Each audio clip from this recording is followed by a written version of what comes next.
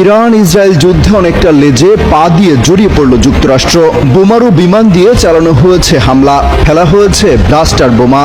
মার্কিন এই আগ্রাসন কোনোভাবেই সহ্য করবে না ইরান, এমন হুঁশিয়ারি দিয়েছেন ইরানের সর্বোচ্চ নেতা আয়াতুল্লাহ আলী খামেনির প্রভাবশালী একজন উপদেষ্টা। যুক্তরাষ্ট্রকে শায়েস্তা করতে মার্কিন নৌবাহিনীর জাহাজে ক্ষেপণাস্ত্র হামলা এবং হরমুজ প্রণালী বন্ধ করে দেওয়ার হুঁশিয়ারি দিয়েছেন তিনি।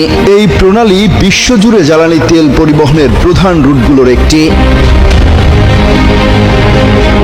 ইরানের শীর্ষ কর্মকর্তারা বলেছেন, ফোর্দো পারমাণবিক স্থাপনায় যুক্তরাষ্ট্রের হামলার পর এখন আমাদের পালা। তেহরানের পক্ষ থেকে বলা হয়, যুক্তরাষ্ট্র বেআইনিভাবে যে হামলা চালিয়েছে তার জবাব দিতে কোনো বিলম্ব করা হবে না। বাহরাইনে যুক্তরাষ্ট্রের নৌবহরে ক্ষেপণাস্ত্র হামলা চালানোর হুঁশিয়ারি দেওয়া হয়। এছাড়া একযোগে যুক্তরাষ্ট্র, ব্রিটেন, জার্মানি ও ফ্রান্সের জাহাজ চলাচলের জন্য হরমুজ প্রণালী বন্ধ করে দেওয়া হবে বলেও